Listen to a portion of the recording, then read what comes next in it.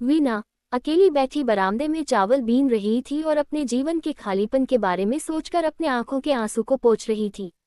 जब से शादी करके इस घर को आई थी, सुकून का एक दिन नहीं जिया था। मायके की याद लगातार आंखों पर छप जाती है। तभी दरवाजे पर दस्तक हुई। वीना की मुंह बोली, बहन। अरे वीना, कैसी हो? बस दीदी, ठीक ही हूँ।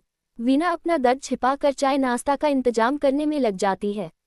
वीना की बहन एक दो दिन घर में रहते हुए सब जान जाती है और वीना का हाथ पकड़कर बोली, वीना, कैसे तुम ये सब कैसे बर्दाश्त कर लेती हो? तुम्हारी जगह दूसरी औरत होती तो कुछ भी कर गुजरती।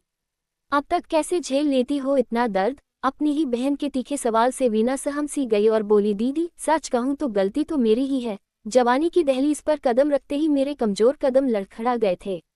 अपने ही घरवालों की इज्जत को नीलाम करके अपनों को ही दुखी कर दिया। मेरी जैसी बेटी की वजह से समाज बेटियों से नफरत करता है। मेरी पढ़ाई में ग्रेजुएशन के प्रथम साल में ही संजय मेरा प्रेम परवान चढ़ चुका था और अपने घरवालों की चेतावनी को अनदेखा करके मैंने संजय के प्रेम में आकर हद पार कर दी। संजय के पास खेती बाड़ी थी, आर्थिक स्थिति ठीक थी। यही देखकर बीच में ही पढ़ाई अधूरी छोड़कर हम दोनों ने शादी कर ली। संजय शादी के पहले दिन से ही नशे नाचने लगा। जब ये सब देखा तो मेरी आंखें कौंध गई और मुझे यकीन नहीं हुआ जिस संजय को मैं जानती हूँ वो तो ये है ही नहीं। उसकी हरकतें लोक लाज और मर्यादा को तार तार करती रही। शुरू का प्यार, इसी बीच में 2 बच्चे भी हो गए। अब तो रोज का हो गया है। अब तो साहस जुटाने के बाद भी संजय का विरोध नहीं कर पाती हूँ। दीदी, बहुत बड़ी गलती की है मैंने। काश माता पिता का कहना मानती मैं। मुझे संजय के बारे में पूरी जानकारी निकालना चाहिए था। उसकी प्यार भरी बातों के जादुई असर की मैं दीवानी हो गई थी। रूबिका, सच सच बताओ वीना से, संजय तेरे साथ मारपीट भी करता है, सबके सामने तेरा अपमान करता है, तेरी आंखों के सामने दूसरी लड़कियों के साथ संबंध बनाता है। क्या बताऊं दीदी, शादी जब तक नहीं हुई थी तब तक संजय अच्छा इंसान होने का नाटक करता रहा। मैं समझ ही नहीं पाई दीदी। अब तो 2 बच्चे भी हो चुके हैं। मेरे अंदर छुपी हुई बेबस माँ ने जिंदा औरत के स्वाभिमान को मार दिया और मैंने हालात से समझौता कर लिया है। रूबिका, तुम्हारे जैसी पढ़ी लिखी औरत के मुंह से ऐसी बातें अच्छी नहीं लगती। अभी भी समय है, उस नशेड़ी से पीछा छुड़ा लो। वीना, दीदी, एक माँ की ताकत को सारी दुनिया जानती है, लेकिन उसकी मजबूरी और कमजोरी को कोई नहीं समझता। दीदी, अब तो ये बच्चे ही जीने का सहारा है, इनके सहारे उम्र गुजार लूंगी। रूबिका समझाकर अपने घर चली जाती है। वीना फिर से अपने रोजमर्रा के कामों में लग जाती है।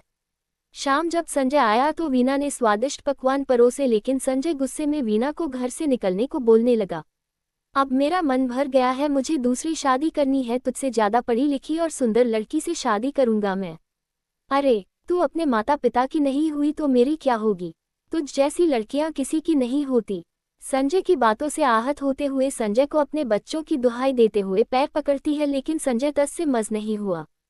तभी संजय की बेटी जो 11 साल की हो चुकी है आकर अपने पिता को धक्के से पीछे करके बोलती है, शर्म आती है आपको पापा बोलते हुए? धिक्कार है मुझे ऐसे इंसान से।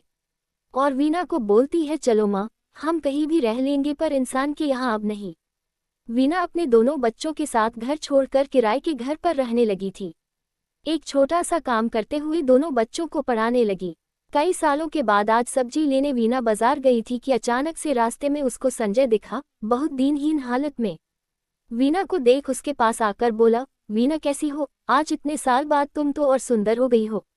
हाँ, लेकिन आप बहुत बदल गए। ऐसी हालत क्यों हो गई आपकी? संजय रोते हुए, तुमसे अलग होकर जब दूसरी शादी की तो बस मेरे पैसे के लिए जुड़ी थी। जब तक पूरा पैसा प्रॉपर्टी बेचकर खा नहीं लिया तब तक प्यार था। फिर मेरा स्वास्थ्य खराब हुआ तो छोड़कर चली गई। पड़ोस के लोग खाना दे जाते हैं, उसी को खाकर समय बेसमय जब मिला जिंदा हूँ। वीना की आंखें भर आई। संजय को तुरंत घर लाकर खाना और कपड़े लाकर दिया और बच्चों से भी बोला कि अपने पिता को माफ कर दे।